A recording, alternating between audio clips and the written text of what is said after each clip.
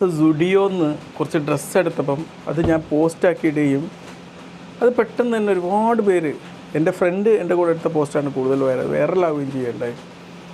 അപ്പോൾ ഈ സുഡിയോയിലെ പ്രൊഡക്റ്റുകൾ ചീപ്പായതുകൊണ്ടാണ് ഞാനത് ഇട്ടത്.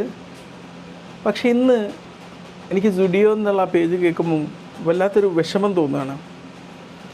കാരണം അവർ നമുക്കറിയാം, ഇപ്പോൾ നമ്മൾ ഉദാഹരണത്തിന് നമുക്കിന്ന് പാകിസ്ഥാൻ്റെ ഒരു പ്രൊഡക്റ്റ് എന്ന് പറയുമ്പോഴേക്കും നമുക്ക് അറുപ്പാണ് വെറുപ്പാണ്. അത് എന്തുകൊണ്ടാണ്? പാകിസ്ഥാനോട് ദേഷ്യം ഉണ്ടായിട്ടാണോ? ആ രാജ്യത്തിലെ ജനങ്ങളോട് പ്രശ്നം ഉണ്ടായിട്ടാണോ? പക്ഷേ ആ രാജ്യത്തിലെ ഭരണകൂടം ഈ രാഷ്ട്രീയ ഗുണ്ടകളെ വിട്ടുകൊണ്ട്, ഭീകരവാദികൾ അല്ലെങ്കിൽ തീവ്രവാദികൾ എന്ന് പറയുന്ന മരങ്ങോടന്മാരെ വിട്ടുകൊണ്ട്, തെണ്ടികളെ വിട്ടുകൊണ്ട് നമ്മളെ നാട്ടിലെ 26 നിരപരാധികളുടെ ജീവൻ എടുത്തുകൊണ്ടാണ് ആ വിഷമം. അവർ ചെയ്തു കൂട്ടുന്ന നമ്മുടെ നാട്ടിൽ ഒരുപാട് നിരപരാധികളെ ജീവനെടുക്കുന്നതിൻ്റെ വിഷമം കൊണ്ടാണ് ഇന്ന് പാകിസ്ഥാൻ എന്ന് പറയുമ്പോൾ നമുക്കൊരു വെറുപ്പ് തോന്നുന്നത്.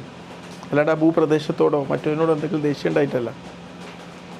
മനസ്സിലായി? ആ വെറുപ്പ്, ആ 26 ജീവനോടുള്ള വെറുപ്പാണ് നമ്മുടെ മനസ്സിൽ റിഫ്ലക്റ്റ് ചെയ്യുന്നത്.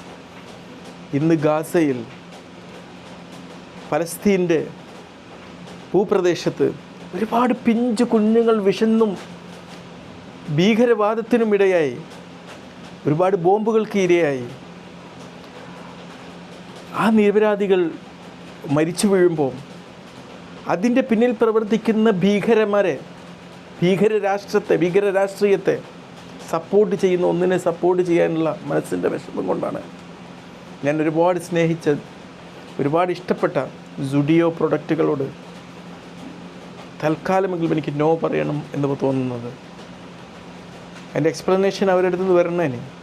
നമ്മൾ നോ പറഞ്ഞുകൊണ്ടൊന്നും കമ്പനിക്കൊന്നും സംഭവിക്കില്ല, എങ്കിലും ചെറിയൊരു നോക്ക് പോലും വലിയൊരു ഇമ്പാക്റ്റ് ഉണ്ടാക്കാൻ പറ്റും എന്നുള്ളതാണ്. വലിയൊരു കമ്മ്യൂണിറ്റി, ഈ നിരപരാധികളുടെ രക്തം ചീന്താൻ സഹായിക്കുന്ന ഒരു കരുത്ത് കൊടുക്കുന്ന ഒരു കരുത്തിനോട് റിജക്റ്റ് ചെയ്യാൻ പറ്റിക്കഴിഞ്ഞാൽ അത് വലിയൊരു സംഭവമാവും എന്നുള്ളത് കൊണ്ട് തൽക്കാലം ഈ പെരുന്നാളിന് ഞാൻ സുഡിയോന്ന് എടുക്കുന്നില്ല. എടുക്കണമെന്ന് വിചാരിച്ചതാണ്, എടുക്കുന്നില്ല. പകരം അതേപോലെ തന്നെ അതേ വിലക്ക് തന്നെ കൊടുക്കുന്ന മറ്റ് ആൾട്ടർനേറ്റീവ്സുകളുണ്ട്. റിലയൻസിൻ്റെതുണ്ട്, പിന്നെ അതിലെ മാക്സിൻ്റെതുണ്ട്. അതുപോലെ തന്നെ വേറൊരു കമ്പനിയുണ്ട് എന്ന് പറഞ്ഞു. എന്തായിരുന്നു? ഫോക്കസ് മാളിൽ പോയപ്പോൾ അവിടെ നിന്ന് കണ്ടിട്ടുണ്ട് നല്ലൊരു കമ്പനി. ആ 3 കമ്പനികൾ. പിന്നെ റിലയൻസിൻ്റെ തന്നെ റിലയൻസ് ബസാറുണ്ട്.